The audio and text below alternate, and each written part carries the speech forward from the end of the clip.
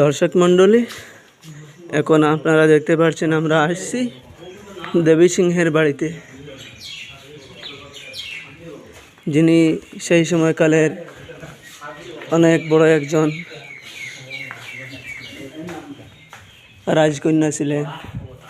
এই যে দেখতে পাচ্ছেন দেবী সিংহের বাড়ির বিভিন্ন দৃশ্য এবং বিভিন্ন মন্দির, এবং মন্দিরের মধ্যে রয়েছে অনেক দেবী মূর্তির ফটো রয়েছে, আপনারা দেখতে পারবেন।